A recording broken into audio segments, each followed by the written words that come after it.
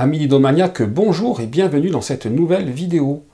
Aujourd'hui, les règles de The Artemis Project, un jeu de Daryl Cho et Daniel Rocky, illustré par Dominique Meyer et édité par Super Meeple, pour 1 à 5 joueurs de 12 ans et plus, et des parties de 60 à 75 minutes. Dans The Artemis Project, vous êtes à la tête d'une équipe de stabilisateurs qui tente de construire la colonie la plus prospère sur Europe, qui n'est rien d'autre que la lune gelée de Jupiter. Alors c'est un endroit extrêmement hostile, et il va falloir essayer de s'en disputer le contrôle, et pour cela vous allez pouvoir aller dans les océans qui sont en dessous de la surface pour y trouver toutes les matières dont vous aurez besoin pour atteindre votre objectif.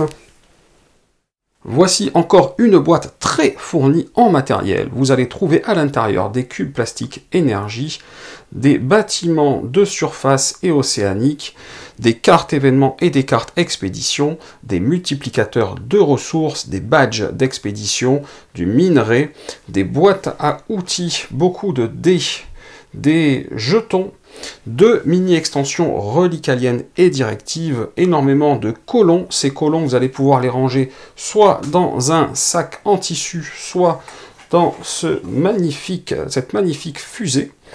Vous allez avoir une carte de résumé du tour et de la fin de jeu. Vous aurez également 5 plateaux joueurs aux 5 couleurs des joueurs. Et vous aurez bien entendu un plateau de jeu. Voilà l'ensemble du matériel et nous allons tout de suite passer à la mise en place. Concernant la mise en place, eh bien vous allez déjà déplier et poser le plateau au centre de la table, bien entendu. Ensuite, vous allez mélanger séparément les bâtiments océaniques d'un côté et les bâtiments terrestres de l'autre. Vous allez mettre toutes les ressources à disposition, à savoir les boîtes à outils, les badges, les minerais, les énergies, tout ça à disposition, ainsi que les multiplicateurs au cas où.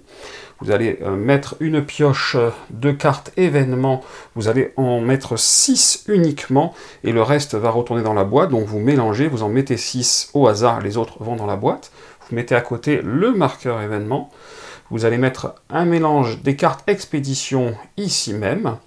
Vous allez ici, sur ce bout de plateau, à côté du 6, eh bien, mettre tout simplement 4 marines, 4 ingénieurs et 4 intendants. Donc ce sont les meeples aux couleurs que vous voyez là.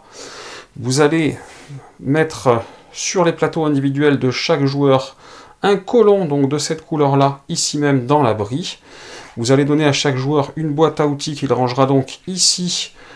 3 énergies qui vont là, 3 minerais qui vont là, le reste des colons, vous les mettez dans l'intérieur du sac ou dans l'intérieur de la fusée, comme il vous plaira.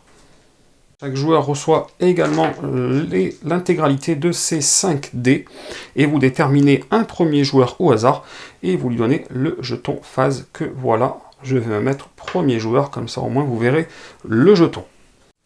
Chaque joueur va ensuite recevoir 2 rondelles à sa couleur, une qu'il va mettre sur le début de la piste de secours ici, et une sur le début de la piste de score ici. La partie va donc se jouer en 6 tours de jeu. Les 6 cartes événements que vous avez mis là vont servir en quelque sorte de compte-tour pour ne pas vous tromper. Et au début de chaque phase, vous allez devoir préparer le plateau de jeu. Donc la première chose à faire, eh bien, ça va être de révéler autant de cartes expédition que de joueurs moins une. Voilà qui est fait. Et en fait, sur ces cartes expédition, je vous le montre de plus près, mais en haut à gauche, vous allez avoir un certain nombre d'énergies et de minerais indiqués. Et ça va vous permettre d'alimenter les 2 emplacements qui sont là, l'emplacement qui va recevoir les énergies et l'emplacement qui va recevoir les minerais. Donc tout simplement, vous allez additionner les chiffres. Là par exemple, j'ai 3 plus 2, ça fait 7. Et vous allez rajouter 2 à chaque fois. Ça veut dire que là, je dois mettre 9 minerais. Donc voilà, 9 minerais. 9 énergies, pardon. Et pour les minerais, eh bien, j'ai 4 plus 2, 6 plus 2, 8 plus 2, 10. Donc, les minerais,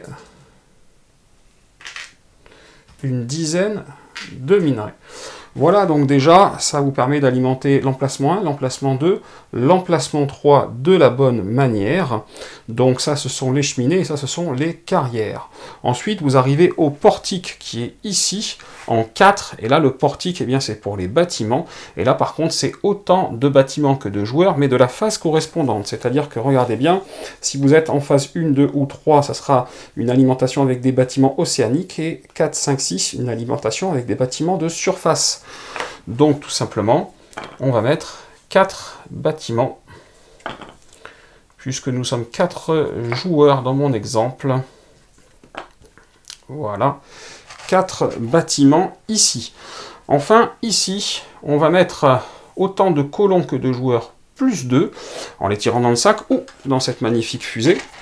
Donc, au hasard, 4, 5 et 6. Voilà, le reste est déjà alimenté. Il vous reste à révéler la première carte événement et à regarder la lettre qui s'y trouve, ici un G. Vous la mettez là et vous allez mettre le jeton événement sur le G du plateau. Vous voyez que tout le long, il y a des petites lettres à côté des chiffres. Voilà la préparation pour le premier tour du plateau de jeu. Quand on aura déjà joué au moins une phase, eh bien entre chaque phase, il y aura toujours une préparation du plateau de jeu à faire, qui sera un poil différente, puisqu'il faudra nettoyer ce qui aura été fait pendant la phase, et là c'était pas le cas vu qu'on était au premier tour. Je vous en reparlerai concernant les petites différences de la préparation du tour, après vous avoir expliqué comment fonctionne un tour. Avant de vous parler des 3 phases d'un tour de jeu, à savoir la phase de placement, de résolution et de maintenance, laissez-moi vous parler de quelques principes généraux. D'abord, à chaque fois que vous allez gagner ou perdre des points de victoire, eh bien, il faudra ajuster ici votre marqueur, évidemment, sur cette ligne de points de victoire. À chaque fois que vous allez payer quelque chose, ça viendra de votre plateau de joueurs et ça retournera dans les réserves ou éventuellement dans la défausse si ce sont des colons. Concernant les différentes ressources, eh bien, le terme ressources désigne à la fois les minerais qui sont là et les énergies qui sont là. Donc soit c'est précisé énergie ou minerai, soit on dit ressources et ça correspond aux deux. D'ailleurs, si vous avez des choses qui viennent à manquer dans tous les tokens du jeu, eh bien vous avez du multiplicateur x5, car tout cela est en illimité dans le jeu, ce qui n'est pas le cas des colons. Donc si vous venez à manquer de colons, eh bien vous allez remélanger ceux qui ont été défaussés dans le sac ou dans la fusée, et puis si vraiment il n'y en a plus, eh bien à ce moment-là, il n'y en a plus, hein, on peut pas y revenir. Et de manière assez classique aussi, si à un moment dans la partie vous devez perdre quelque chose, on vous fait perdre quelque chose, eh bien vous allez perdre ici sur votre plateau, et si vous n'en avez pas assez, si je dois perdre 4 énergies et j'en ai que 3, je me contente de perdre le maximum que je peux, sans avoir de pénalité supplémentaire. Voilà pour les principes généraux du jeu. On va passer tout de suite à la phase de placement. Concernant la phase de placement, eh bien, d'abord, l'ensemble des joueurs va lancer ses dés et les mettre en haut de son plateau de joueurs comme cela. Et puis ensuite, chaque joueur, en partant du premier joueur, celui qui a ce marqueur, va poser un dé, chacun son tour, pas tous en même temps. Donc moi j'ai posé un dé, puis en sens horaire le joueur qui est à ma gauche, et ainsi de suite. Et puis ça va revenir à moi, j'ai placé mon deuxième dé, et on va tourner comme ça jusqu'à ce que l'ensemble des joueurs ait placé leur dé. Ça c'est la phase de placement. Alors sachez que avant de poser un dé, vous pouvez toujours utiliser une ou plusieurs valises comme ça, pour diminuer ou augmenter de 1 par valise la valeur de vos dés. Vous ne pouvez jamais avec ce système-là descendre en dessous de 1 ou monter au-delà de 6. Je vais maintenant vous expliquer comment placer vos dés par région. Vous allez voir, on va partir de la 1 et on va faire le tour du plateau pour revenir jusqu'à la 6 qui est là. Alors concernant le placement au camp de base, eh bien il vous faut prendre un de vos dés et choisir de le placer à droite d'une des cartes, par exemple comme ceci. Et quand vous le faites, vous le placez toujours le plus bas possible, de manière à ce que si un autre joueur vienne à son tour placer un de ses dés, il puisse se placer au-dessus de vous, et ainsi de suite, par exemple. Voilà, pourquoi pas, différents placements. Alors, il faut savoir que vous pouvez juste placer un dé, ou vous pouvez placer un dé et y ajouter un colon de votre choix. pour ajouter un colon, il vous faudra payer une ressource, que ce soit donc une énergie ou un minerai, et les remettre dans la réserve pour avoir le droit de poser un colon à côté de votre dé. Alors les différents effets, déjà le colon doit venir de votre abri, ça c'est une certitude. Si vous décidez de poser un pionnier, eh bien ça augmente la valeur de votre dé de 1, même s'il est à 6, vous pouvez aller jusqu'à 7, donc là ça serait le cas, celui-ci aurait 7. Si vous posez un ingénieur, eh bien en cas de réussite de l'expédition, et on verra ça après en phase de résolution, eh bien à ce moment-là vous gagnerez 2 ressources de votre choix. Si vous décidez de poser un marine, alors là c'est un peu plus agressif, vous allez diminuer de 1 ou de 2 le dé d'un adversaire dans la même expédition de votre choix, sachant qu'un dé ne peut jamais descendre en dessous de 1, donc celui-là vous ne pourrez pas y toucher par exemple, et celui-là vous pouvez décider de le descendre, pourquoi pas, de 2. Donc ça c'est l'effet du marine, et enfin vous avez l'effet des intendants. Sauf que l'effet des intendants, voilà, ne peuvent être joués que si vous avez joué un 1 ou un 2. Donc on va mettre par exemple comme exemple ceci, et puis après il joue un 1 et il joue son intendant. Alors pourquoi? Eh bien tout simplement, si l'expédition est un succès, et que vous êtes le premier à prendre une récompense, et ça je vous expliquerai ça aussi dans la phase de résolution, eh bien à ce moment-là, vous gagnez 1 point de victoire en plus de la récompense. C'est un petit peu dur à faire, l'intendant, il faut être sûr de soi, il faut être sûr d'être le premier à gagner la récompense de l'expédition en question, et en plus il faut le jouer sur un 1 ou un 2 qui est de faible valeur, donc il faut faire très attention à cela. Vous avez ensuite les cheminées en 2. Alors les cheminées, eh bien, pour se poser ici sur cette ligne, eh bien, ça va être le système dit mécanisme d'exposition, qui est un des éléments clés du jeu. Vous allez poser votre dé, à chaque fois que vous le posez, à droite de tous les dés existants dont la valeur est inférieure ou égale à la valeur de votre dé. Alors quand vous êtes le premier dé, ça ne pose pas de souci. Par exemple, si je me pose en deuxième, eh bien, si je pose un 2, je vais arriver comme ceci, parce qu'il n'y a aucun dé de valeur inférieure ou égale. Si maintenant le orange veut venir se placer, il va venir se placer là, parce qu'il va se poser à droite des dés de valeur inférieure ou égale, mais si c'est de nouveau à mon tour par exemple, eh bien je vais être obligé de me poser ici, car il va falloir que je me pose à droite des dés de valeur inférieure ou égale, le 5 étant égal, je me pose à sa droite. Et donc voilà comment on va, au fur et à mesure du tour, venir se poser sur ce type d'emplacement. Et donc les cheminées en 2 ont le même système de placement que la carrière en 3. Donc ce système-là que je viens de vous expliquer, ça sera le même pour cette ligne-là, donc pour l'ensemble des ressources du jeu. Concernant l'emplacement 4, qui est donc le portique, là où vous allez trouver les bâtiments du jeu, eh bien les dés que vous allez prendre, vous allez les poser sur le bâtiment que vous souhaitez construire. Donc par exemple, je vais me poser ici, et le chiffre du dé sera la valeur en minerai que je devrais dépenser pour construire le bâtiment. Le truc ici, c'est que si des personnes ont déjà posé des dés, d'autres personnes peuvent venir soit poser des dés ailleurs, ou soit surenchérir en posant un dé de valeur supérieure au même endroit. Donc par exemple, le bleu peut venir ici et poser un 4. Et à ce moment-là, il a surenchéri, et a priori, ça sera peut-être lui qui construira ce bâtiment. Donc il faut savoir que dans tous les emplacements du jeu, on n'a jamais besoin d'avoir déjà les ressources au moment où on se pose, on aura juste besoin d'avoir les ressources qui sont demandées en phase de résolution, et donc ça sera la même chose ici, et ça réclame des ressources, et bien vous n'aurez pas besoin de les avoir de suite, vous aurez juste besoin de les avoir quand ça arrivera à vous en phase de résolution. Donc voilà comment marche le portique. On peut toujours surenchérir. Moi si j'avais eu moi-même un 6, j'aurais pu réenchérir encore si vraiment je tiens à avoir cette carte, mais bon, vous allez voir que forcément, ça veut dire que j'aurai quand même un dé de perdu, au pire quoi qu'il arrive, et qu'en plus, ça m'aura coûté 6 minerais, donc ça c'est un choix, ou après, avec mon dé, je peux aller me placer n'importe où ailleurs, et ainsi de suite, et donc c'est comme ça que marche le portique. Le port spatial pour récupérer des nouveaux colons bien marche comme les deux emplacements de ressources, c'est-à-dire avec le fameux système d'exposition. Donc par exemple, on peut faire comme ça, on peut faire comme ça, et pourquoi pas, on peut faire comme ça, et comme ça. La seule différence, ça sera que la valeur du dé va vous permettre de prendre un certain nombre de colons à l'intérieur. On y reviendra en phase de résolution. Concernant l'académie qui est ici, eh bien, il n'y a que 2 emplacements, dont un qui est réservé à une partie à 3 ou 4 joueurs. Donc là, c'est le cas, on joue à 4 joueurs, mais sinon, seul le premier emplacement est disponible. Et là, dans ce cas de figure, eh bien, il y a 2 choses qui rentrent en ligne de compte. Vous devez poser un dé, et vous devez, venant de votre abri, y poser également un colon. Et ce colon va être formé et va se transformer en un des autres colons disponibles, selon là également aussi la valeur du dé. Si vous jouez une partie à 3, 4, 5 joueurs, eh bien, il n'y a pas de souci, vous pouvez utiliser le deuxième emplacement, mais le deuxième emplacement doit être toujours utilisé, c'est le cas de le dire, en deuxième, donc vous mettez là d'abord, et ensuite ici.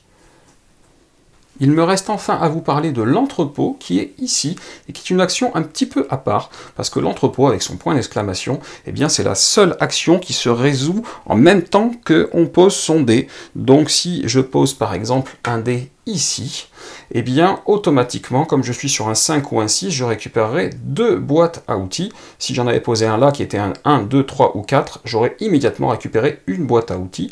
Et en plus, il n'y a pas de limite au nombre de dés qui peuvent être posés à l'entrepôt. Après la phase de placement, on passe donc en phase de résolution, et la phase de résolution eh bien, va se faire dans l'ordre du plateau, c'est-à-dire que vous allez d'abord résoudre ici le 1, puis le 2, 3, le 4, le 5 et le 6, et l'événement, selon où il se trouve, sera résolu au fur et à mesure qu'on progresse sur le plateau. Donc évidemment, s'il avait été en A, on aurait résolu l'événement en premier. Dans mon exemple, il est en G, donc on va le résoudre pour le coup en dernier. Concernant la phase de résolution donc du camp de base, eh bien on va résoudre chaque expédition dans l'ordre, en commençant par la plus proche de la pioche et puis en continuant jusqu'à la plus éloignée. Ça c'est la première chose. Ensuite, on va regarder la somme des dés. Il va falloir que cette somme atteigne ou dépasse la somme indiquée en haut à droite de l'expédition. Vous voyez 9, 11, 12. Donc pour qu'une expédition soit réussie, il faut avoir au moins atteint cette somme. Si l'expédition a échoué, par exemple ici on n'est qu'à 6 en tout pour un 11, eh bien chaque joueur avec au moins un dé sur l'expédition en question, donc là par exemple le orange, eh bien va gagner 1 sur la piste de secours que je vous expliquerai juste après. Si la somme de tous les dés est supérieure comme là ou égale comme ici, eh bien l'expédition est réussie. Donc le joueur à ce moment-là ayant la plus forte valeur combinée de dés, eh bien va gagner déjà un badge expédition et choisir la récompense entre les 2 récompenses qui sont là en bas en premier. Donc dans ce cas de figure, eh bien on a 6 et on a 5. Donc j'ai un peu fait exprès de vous mettre une égalité. En cas d'égalité, eh bien parmi les joueurs qui sont à égalité, c'est le joueur qui a posé un de ses dés en tout premier par rapport à l'autre qui va trancher. Donc là, en l'occurrence, le jaune. Et donc le jaune pourrait choisir cette récompense plus son badge. Ensuite, le bleu devrait choisir, il choisirait automatiquement celle qui reste et gagnerait un badge également. Et enfin, s'il y a un joueur qui lui n'a rien gagné, comme là le vert, eh bien lui, il ira également avancer sur la piste de secours. Dans le cas d'une carte qui a été réalisée par un seul joueur, là le orange a mis 12 points à lui tout seul, il va bien gagner les 2 récompenses qui sont en bas. Par contre, il ne gagnera qu'un seul badge expédition et pas 2. Il faut bien évidemment penser au cas où à tenir compte des éventuels colons posés. Par exemple, si j'avais un colon ici, ce dé vaudrait 1 de plus, donc il vaudrait 2, 2 plus 5, 7, et à ce moment-là, le bleu choisit en premier, par exemple. Donc tous les colons que je vous ai expliqué tout à l'heure qu'on peut poser, il faut tenir compte de leurs effets, et une fois que le colon a eu son effet résolu, eh bien, il retourne dans votre abri, et surtout pas dans un bâtiment. Donc les colons qui sont envoyés là, ça coûte pour aller les envoyer, mais ils reviennent quand même chez vous. La piste de secours, la voilà. Alors quand vous devez avancer sur cette piste, vous prenez simplement votre pion et vous l'avancez comme ça d'une case. Et vous avez une récompense qui correspond à la case où vous arrivez. Là par exemple, 2 boîtes à outils. Les autres récompenses, ça sera 2 énergies, 2 minerais, un colon pris ici dans la réserve ou un point de victoire. Par contre, quand vous arrivez dès la deuxième case, vous avez le choix entre la récompense sur laquelle vous vous trouvez et toutes les récompenses précédentes. Ce qui veut dire que quand vous arriverez à la dernière case, vous aurez le choix entre les 5 récompenses de toute façon. Par contre, quand vous êtes arrivé à la dernière case, malheureusement, si vous devez encore progresser sur la piste de secours, vous ne le pourrez plus et vous ne gagnerez plus rien. Concernant la résolution des cheminées, eh bien on va partir de la gauche et résoudre comme ça en retournant vers la droite. Donc le bleu va récupérer 2 énergies, le orange va récupérer 5 énergies, le jaune va vouloir récupérer 5 énergies, il ne pourra pas, il va en récupérer 2, mais comme il a pris des énergies quand même, eh bien il n'aura pas le droit à une compensation. Et le jaune de nouveau veut récupérer des énergies, ne peut pas, et là en compensation il avancera d'1, comme expliqué précédemment, sur la piste de secours. Une fois que c'est fait, on peut passer ici, là j'avais pas mis de dé, mais vous l'avez compris, la résolution des carrières se fait exactement de la même manière que la résolution des cheminées. Concernant la résolution du portique, bon, de manière pratique, on va partir d'en haut pour aller vers le bas, et on va regarder les dés qui sont posés dessus. On va toujours regarder le plus haut dé qui est posé sur un bâtiment, et demander au joueur qui possède ce plus haut dé, ici le bleu, s'il veut acquérir le bâtiment en payant son coût, puisqu'il y a un 4, automatiquement ça serait 4 minerais de sa réserve personnelle. Donc soit le joueur bleu accepte, auquel cas il récupère le bâtiment, et tout joueur qui était en dessous de lui ici, eh bien aura encore une compensation d'une avancée ici sur la piste de secours, car malheureusement pour lui, c'était pas de son choix, il s'est fait surenchérir, il n'a pas pu récupérer le bâtiment. Maintenant, la deuxième possibilité, c'est d'être le bleu et de dire je ne veux pas acheter, auquel cas je récupère mon dé, il ne se passe rien, et je gagne rien sur la piste de secours parce que c'était mon choix de ne pas acheter. Et à ce moment-là, on demande au joueur suivant s'il veut acheter, et de la même manière, il peut payer les minerais et acheter, ou décliner et récupérer son dé, mais à chaque fois qu'on décline, eh bien, on ne gagne pas d'avancée sur la piste secours, et on va faire tous les bâtiments comme ça. Donc par exemple ici, on va demander au joueur jaune, et j'espère qu'il voudra payer, parce que c'est pas cher, s'il veut payer un minerai pour acheter ce bâtiment. Et donc quand vous achetez un bâtiment, eh bien, vous allez venir le poser à côté de vous, et ce qui est très important, c'est que sur chaque bâtiment, il y a un certain nombre de cases, vous les voyez comme ici, ou comme là, et ces cases représentent des emplacements où vous allez pouvoir mettre tout simplement des colons dessus pour les faire travailler. Sauf qu'il faut savoir que s'il n'y a rien de dessiné, vous mettez le colon que vous voulez, s'il y a des choses dessinées dessus, vous devez mettre le bon colon. Par exemple, là ce sont des pionniers, là c'est un pionnier, et là c'est un ingénieur, et ainsi de suite. Et donc quand vous achetez un bâtiment comme on vient de le faire, et que vous le posez à côté de vous, vous pouvez prendre dans votre abri immédiatement des colons que vous possédez, et les poser directement sur le bâtiment.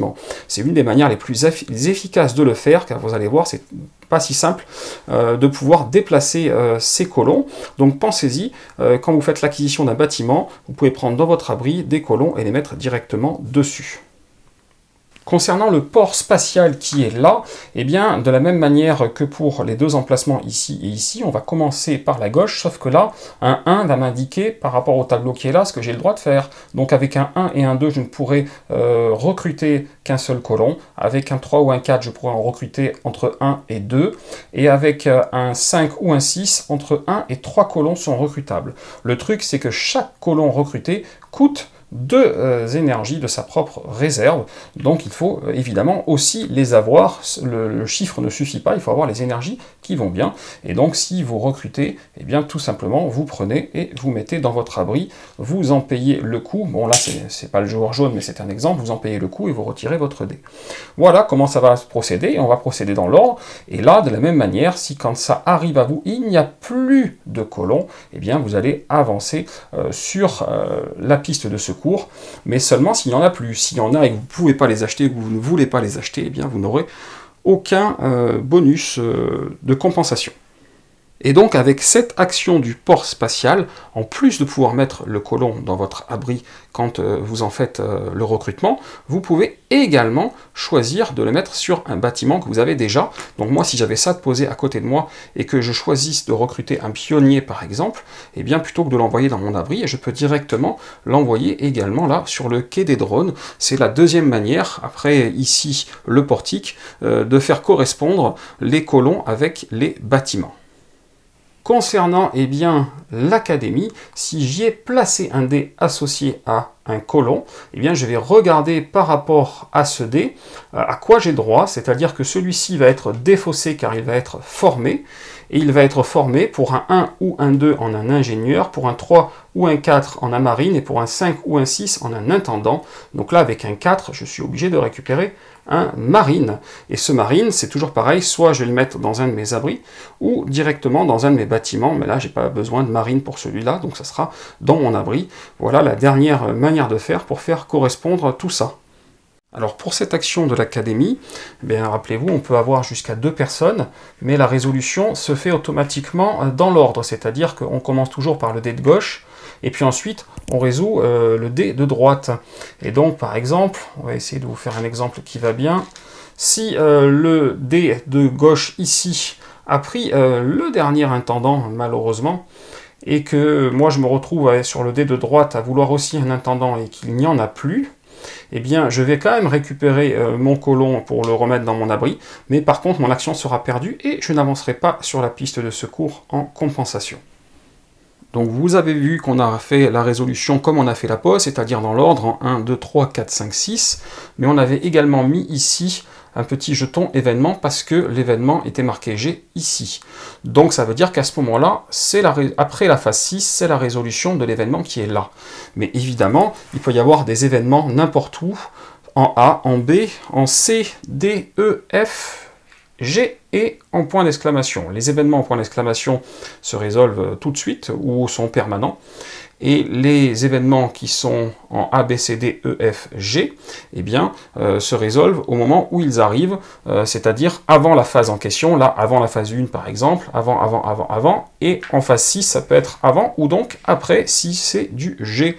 Et donc là, par exemple, pour le sommet colonial, eh bien, j'avais le ou les joueurs avec le plus de marines et d'intendants cumulés obtiennent 3 énergies ou 3 minerais au choix.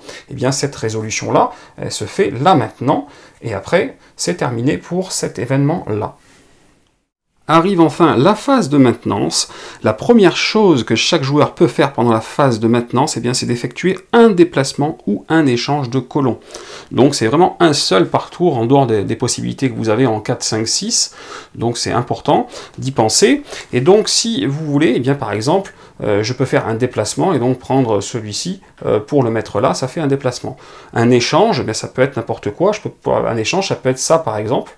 Voilà, donc c'est un déplacement ou un échange entre les bâtiments ou entre abris et bâtiments, un seul par joueur. Ensuite, vous allez pouvoir activer les bâtiments qui sont intégralement remplis. Donc là, par exemple, dans mon exemple, j'aurai le quai des drones qui serait rempli, donc ça me rapporterait ces deux choses-là à l'activation. Donc, pensez à activer vos bâtiments. Enfin, vous allez devoir payer de l'énergie pour les colons qui sont dans vos abris pour les chauffer. Donc là, par exemple, moi j'ai 3 colons dans mon abri et j'ai qu'une énergie pour payer. Donc si c'est le cas, je la paye. Et malheureusement, 2 colons vont devoir être défaussés car ils seront morts de froid. Donc essayez d'éviter cela. Donc pensez-y, à la fin du tour, il vous faut une énergie par colon qui reste dans vos abris. Ce n'est pas le cas pour les colons qui sont dans vos bâtiments. Vous allez devoir enfin actualiser le plateau de jeu. Donc actualiser le plateau de jeu, ça correspond à la phase que je vous avais montré tout à l'heure, c'est-à-dire que ça correspond à ce qu'on appelle la préparation du plateau de jeu. Donc la première chose, ça va être de retirer les expéditions de la manche précédente. Donc les expéditions, c'est ce que vous voyez là, et d'en remettre toujours le même nombre, c'est-à-dire le nombre de joueurs moins 1. Donc là, dans mon exemple, il y en aurait 4, il y en aurait une qui arrive là hors caméra, croyez-moi sur parole. Ensuite, il faudrait réalimenter cela avec ce qu'il y a en haut à gauche. Donc là, on serait sur du 5 et 6, 11, plus 2, 13. Donc automatiquement, ça veut dire mettre 13 énergies ici. 7, 8, 9, 10, 11, 12, 13. De la même manière, là, il faut actualiser. Donc je serai à 3, 4, 5, 6, 7, 8, 9. 1, 2, 3, 4, 5, 6, 7, 8, 9. Il y en a une de trop. Et là, ici, je vais toujours rajouter autant de bâtiments qu'il y a de joueurs, en laissant les précédents, et dans une limite de 8. Donc là, comme il en reste 2, il n'y a pas de problème, je pourrais en rajouter les 4 sans souci, et je serai à 6 bâtiments disponibles, mais au prochain tour, si on n'en a pas assez acheté, il faut faire attention que la limite est de 8, et surtout, il faut faire attention que là, nous sommes au tour 2, donc on est toujours sur ce type de bâtiment, mais au tour 4, il faut switcher et rajouter ce type de bâtiments qui peuvent coexister avec des bâtiments restants océaniques, il n'y a aucun souci. De la même manière ici, eh bien, on va actualiser, c'est-à-dire qu'on va en rajouter un par joueur plus 2, donc là, ça serait 6, et c'est un maximum de 12, donc là il en restait 4, avec 6 ça fait 10, ça passe, mais là aussi pensez au maximum, et ici vous n'avez rien à faire, là vous allez défausser la carte événement, piocher la nouvelle carte événement et constater, hasard des choses, qu'elle est toujours en G, donc mettre le pion sur G, ce qui était déjà fait. Voilà ce qui concerne l'actualisation du plateau de jeu. Et enfin, il vous faudra choisir le nouveau premier joueur. Et choisir, vous allez me dire, oui, choisir. En fait, vous allez regarder sur les plateaux joueurs et regarder combien chacun a de ressources. Donc, la ressource, c'est énergie plus minerai. Et celui qui en a le moins, eh bien, va choisir qui sera le nouveau premier joueur, et s'il y a une égalité, eh bien c'est le joueur à égalité le plus loin du précédent premier joueur qui choisira le nouveau premier joueur. Quand vous finirez votre 6e tour de jeu, vous n'aurez pas besoin de faire de nouveau la préparation en fin de tour, en fin de phase maintenance. Vous passerez directement à la fin de partie au décompte final des points. Donc là, de manière assez simple, vous avez sur l'aide de jeu un petit peu tout marqué concernant le décompte des points. La première chose qu'il va falloir voir sur le décompte des points, c'est que chaque lot de 5 énergie vous vaudra 1 point, chaque lot de 5 minerais vous vaudra 1 point, chaque bâtiment de surface rempli vous vaudra des points, parce que les bâtiments de surface, s'ils sont remplis avec les colons qui vont bien, ils vous vaudront un certain nombre de points. Par exemple, ici, si j'ai 2 intendants, ça me fera 4 points à la fin de la partie. Là, si j'ai 3 pionniers, ça me fera 1 point, plus 1 point par lot de 2 pionniers partout chez moi, etc., etc. Donc, tous les bâtiments comme ça de surface vaudront des points à calculer en fin de partie. L'autre chose, ça sera le nombre de bâtiments de manière générale, qu'ils soient de surface ou océanique, et donc ça sera entre 0 et 8 points selon leur nombre. Vous aurez enfin les séries de colons des 4 couleurs différentes qui vaudront 3 points, et pour les colons qui n'auront pas été utilisés dans les séries, chaque lot de 3 colons, peu importe leur couleur restant, ça sera 1 point.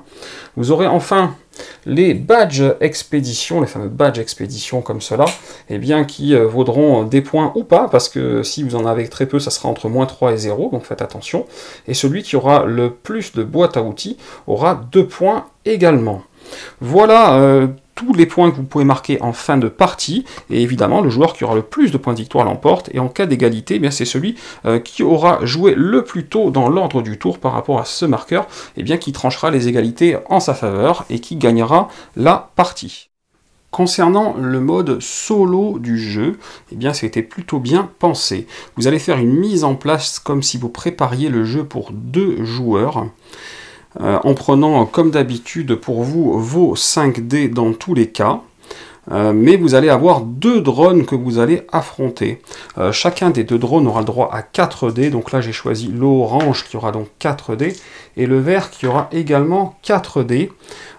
Pour les 2 drones, vous n'avez pas besoin de les mettre sur la piste de secours, mais vous allez voir, l'ordre du tour sera drone 1, vous, drone 2, donc je vous conseille, pour pas l'oublier, de mettre les 2 autres jetons sur le dessus, à votre gauche et à votre droite, et quand vous avancez, de les faire avancer également, pour que vous vous rappeliez toujours de l'ordre dans lequel vont se jouer le tour. Pour le reste, ils sont là. Donc même si, dans l'absolu, avec les 2 drones, on a l'impression que ça fait 3 joueurs, rappelez-vous, c'est une mise en place pour 2 joueurs, ça c'est important. Alors, vous allez également prendre un dé supplémentaire d'une couleur différente, qui sera le dé de planification. Le voilà ici. Et donc, pour commencer, ce que vous allez faire, c'est que quand vous commencez votre manche, vous allez déjà justement faire planifier les drones. Donc, vous allez lancer le dé. Là, c'est un 5. Vous allez prendre l'intégralité des dés du drone numéro 1, le orange, et vous allez les mettre dans l'ordre croissant. Regardez quelle est la région qui correspond, c'est le 5. Vous allez partir de là, et vous allez mettre des dés dans les régions correspondantes en ignorant celle-ci. Voilà. Donc ça sera la première chose. Ensuite, ça va être à vous de jouer. Donc vous allez pouvoir poser vos dés là où vous le désirez. Donc pourquoi pas ici. Pourquoi pas là. Là. Vous pouvez vouloir accomplir peut-être la mission ici. Et qu'est-ce qui vous ferait plaisir? Si vous n'avez pas de ressources, ça va être un petit peu difficile. Assurez-vous, pourquoi pas, la première place. Ok, quand vous avez fait ça, vous relancez le dé de planification pour le drone 2. Vous lancez les dés du drone 2. Ok, et à partir de là, vous allez prendre le 4 et vous allez faire en anti-horaire. Donc, comme ceci et comme ceci. Voilà. Donc vous l'avez bien compris, dans tous les cas, on ignore ici l'entrepôt. Si l'académie est pleine, ce qui est le cas, et que j'avais dû placer un dé de mon drone numéro 2 dans l'académie, il aurait sauté l'académie tout simplement. Et concernant le portique ici, vous avez vu que j'ai pas hésité, je l'ai placé directement sur l'emplacement disponible. Alors, eh bien, tout simplement, le premier drone qui se place sur le portique, il va sur le bâtiment le plus proche de la pile. Mais là, en l'occurrence, il ne pouvait pas, puisqu'il ne pouvait pas surenchérir. Le second drone qui se place sur le portique, il se placera sur le bâtiment vide le plus proche de la pile. Donc là, en l'occurrence, c'est ce qu'il a fait lui. S'il n'y a pas de bâtiment vide, eh bien, il va essayer de surenchérir sur un dé existant de moindre valeur. Donc là, c'était pas le cas, il y avait un bâtiment vide. Et il va toujours préférer surenchérir sur vos dés plutôt que le dé de l'autre drone éventuellement. Et donc, si le drone peut surenchérir, ce qui là n'était pas le cas puisque c'était un 1 sur plusieurs tuiles, eh bien vous choisissez sur laquelle il va surenchérir. Et si le drone ne peut pas surenchérir sur l'enchère la plus élevée, eh bien à ce moment-là, il perd son dé. Donc si le deuxième drone avait fait un 1 et avait dû le placer là, il aurait automatiquement perdu son dé. Voilà les règles un petit peu spéciales pour le portique. Concernant la résolution du camp de base, eh bien, de manière assez simple, le drone va juste regarder s'il a réussi ou pas, et peu importe pour lui qu'il ait réussi ou pas, il ne récupérera pas de récompense en cas de réussite. Vous-même, vous allez regarder si vous avez réussi ou pas, et que vous soyez premier ou deuxième, vous allez choisir la récompense de votre choix et récupérer un badge. Le drone ne récupérera pas de badge non plus. Là, si le drone récupère des énergies, elles vont dans la réserve, il n'en fera rien. Là, si le drone récupère des minerais dans la réserve également, ils en feront rien. Lorsqu'il récupère un bâtiment, on considère qu'il a toujours de quoi payer et le bâtiment qu'il a récupéré est retiré du jeu. Lorsqu'un drone prend des colons, eh bien il en prend toujours le nombre maximum auquel il a le droit par rapport au barème qui est là. Et ensuite, on les défausse, et les colons, il va les prendre par priorité dans un certain ordre. Il préférera toujours prendre des intendants, puis s'il n'a pas le choix, ça sera plutôt des marines, enfin ça sera plutôt des ingénieurs, et à la fin, ça sera plutôt des pionniers. Et un drone qui va à l'académie n'y place rien ici quand il y va, et ne récupère rien, il ne se passera rien pour lui. Et donc vous allez jouer comme ça, les 6 manches, en effectuant bien, des tours, en faisant toujours drone 1, vous, drone 2, c'est pour ça que je vous conseille de laisser l'ordre là, et entre chaque tour, en refaisant une préparation de plateau, comme si vous étiez à 2 joueurs. Et à la fin de l'ensemble, vous allez faire un décompte final comme d'habitude, à ceci près que là, il n'y aura pas de la même récompense, c'est-à-dire celui qui a le plus de boîtes à outils gagne des points, puisque forcément, les 2 drones ne collectent absolument rien, et ce qui se passera, c'est que si vous avez au moins 7 boîtes à outils, eh bien vous gagnerez 2 points de victoire. Si vous avez moins de 2, eh bien vous perdrez 1 point. Et votre score total, eh bien, vous donnera votre rang entre 20 ou moins et 33 ou plus. Eh bien, vous serez médiocronote, voire Premier ministre d'Artémis. Donc, du tout au tout, ça peut changer. Voilà, un petit mode solo qui est, somme toute, très bien pensé, qui vous permet de jouer avec de bonnes sensations en solo à Artemis Project. Ce que je peux vous en dire de ce Artemis Project, c'est que pour moi, un de mes coups de cœur de l'année, j'ai été extrêmement surpris par la qualité du matériel, l'ambiance qui se dégage dans le jeu, la fluidité des règles qu'on apprivoise très vite, et dès qu'on a joué une manche ou deux, même pas une partie en entier, ça coule de source et c'est fluide, et le plaisir qu'on a à y jouer. Donc pour moi, vraiment, en plus, quel que soit le nombre de joueurs, je trouve que c'est toujours aussi bon. Je ne saurais que vous conseiller de tester The Artemis Project et de vous faire votre propre idée, mais pour moi, c'est vraiment du très bon. Voilà, chers amis ludomaniaques, eh bien, si cette vidéo vous a plu, n'hésitez pas, ça fait toujours plaisir à mettre un petit pouce vers le haut, et si ce n'est pas déjà fait, à cliquer en bas à gauche pour vous abonner à la chaîne, et je vous dis à très bientôt pour une prochaine vidéo.